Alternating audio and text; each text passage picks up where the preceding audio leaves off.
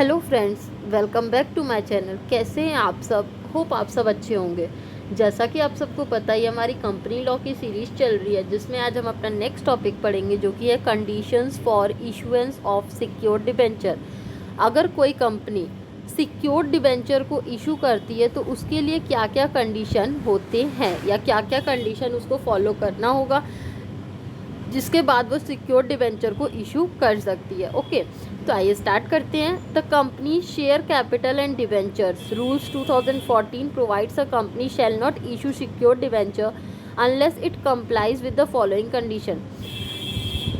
Companies के share capital debenture rule 2014 में ये बातें बताई गई हैं कि अगर किसी भी कंपनी को सिक्योर्ड डिबेंचर इशू करना है तो उसके लिए कुछ कंडीशन दी गई हो, जिसको फुलफ़िल करना कंपनी के लिए ज़रूरी है। ठीक है, अगर वो कंडीशन वो फुलफ़िल नहीं करती है तो वो सिक्योर्ड डिबेंचर इशू नहीं कर पाएगी।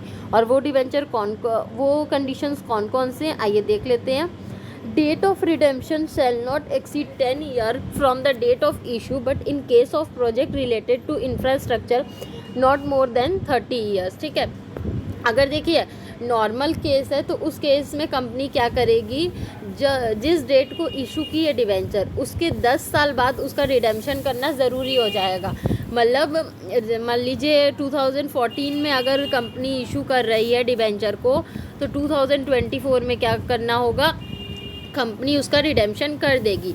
लेकिन मान लीजिए अगर कोई इंफ्रास्ट्रक्चर का केस होता है तो उस कंडीशन में कंपनी को 30 साल मिलता है कि 30 साल के अंदर वो रिडेम्पशन कर सकती है। और शुड बी सिक्योर्ड, देखिए सबसे पहले जैसा कि नाम से ही समझ में आ रहा है सिक्योर्ड डिबेंचर है। अगर नाम में ही सिक्योर्ड है तो ये होना चाहिए कि उसको सिक्योरिटी मिलनी चाहिए, वो जो डिबेंचर होना चाहिए उसको सिक्योर्ड होना चाहिए। अब देखिए सिक्योर्ड किस केस में हो सकता है, मान लीजिए कभी ऐसा होता है कि कंपनी अनेबल है उसके पैसे पे करने में, तो वो डिवेंचर होल्डर का पूरा राइट होता है कि कंपनी के एसेट्स पे या प्रॉपर्टी पे क्लेम कर सकती है और अपना पैसा रिफंड ले सकती है। इस तरीके से वो सिक्योर्ड डिवेंचर कहलाती है। Okay, appointment a debenture trustee before the issue, appoint a debenture trustee before the issue of prospectus और letter of offer and not less than 60 after allotment. देखिए सबसे पहले तो अगर उसको इशू करना है प्रोस्पेक्टस को या लेटर ऑफ ऑफर देना है अपने डिवेंचर होल्डर को, तो उसके पहले उसको एक डिवेंचर ट्रस्टी को अपॉइंट करना होगा जो कि ये सारा वर्क करेगा। और अलॉटमेंट से 60 दिन के बाद ही ये का प्रोसेस होना चाहिए। Security for the debenture by way of charge और mortgage shall be created in favour of the debenture trustee.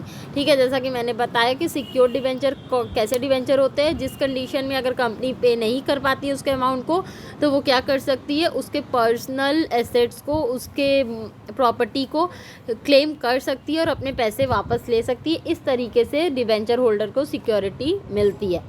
Hope आपको ये टॉपिक समझ में आया होगा। फिर भी किसी को कहीं कोई भी प्रॉब्लम हो तो आप मुझे कमेंट सेक्शन में कमेंट करके पूछ सकते हैं। Thank you so much.